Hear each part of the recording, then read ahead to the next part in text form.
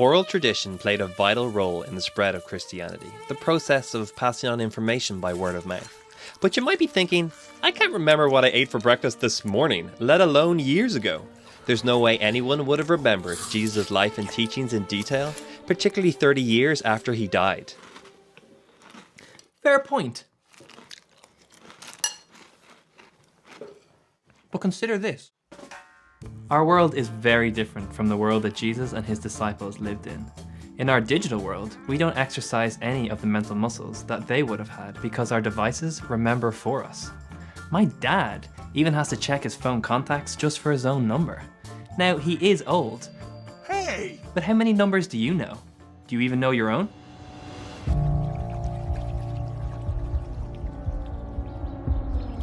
In first century Jewish culture, the ability to memorize was unbelievably impressive. When Jesus called his first disciples away from a life of fishing, they would have been embarking on a brand new journey that would have required them to consume vast amounts of his teaching and remember it.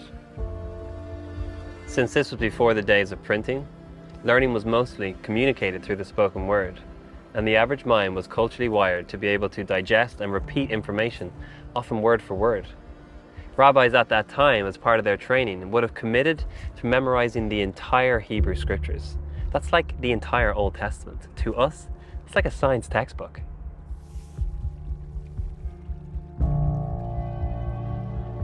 When it comes to the Bible, many of us have different experiences, and some of us might be a little bit confused, because some think that it's just a massive big book, but actually the Latin word for Bible means biblia, which is a collection of books, because the Bible's made up of letters and stories and narratives, and it's documenting actual history that they could pass on to future generations.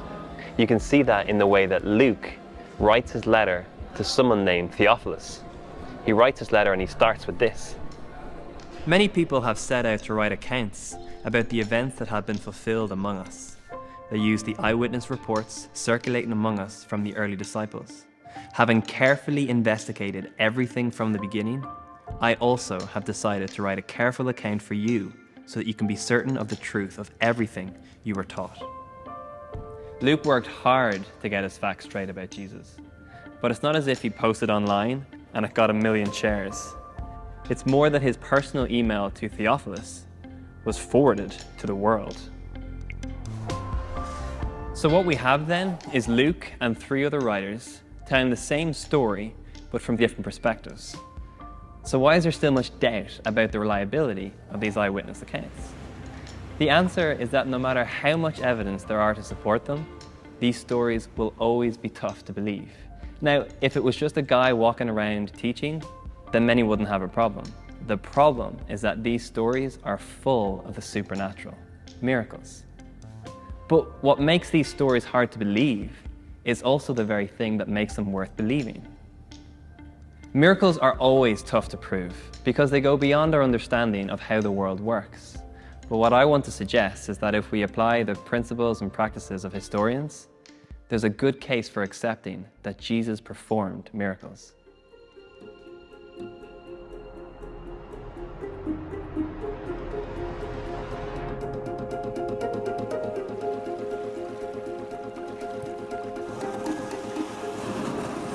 Firstly, we have the Gospel accounts, and each account describes miracles of many kinds. There are blind people regaining sight, dead people being raised, demons being driven out, and raging storms being instantly stilled. Would Jesus have been able to draw crowds of thousands over a span of 3 years from his baptism at 30 to his death at 33 if he was a fake the whole time? And secondly, no one ever actually denied that he performed the miracles. Now, it's no surprise that those who loved and supported him would acknowledge what he did, but what is surprising is that the religious leaders who wanted him dead acknowledged them too. They never questioned his miraculous abilities. What they questioned was the source of his power. They accused him of being evil. And finally, we must ask the question, why is Jesus, an obscure Jewish teacher, the most historically verifiable person in history? Why is there more written about him than any other king or emperor that lived before or after him? I suggest that he must have done something extraordinary.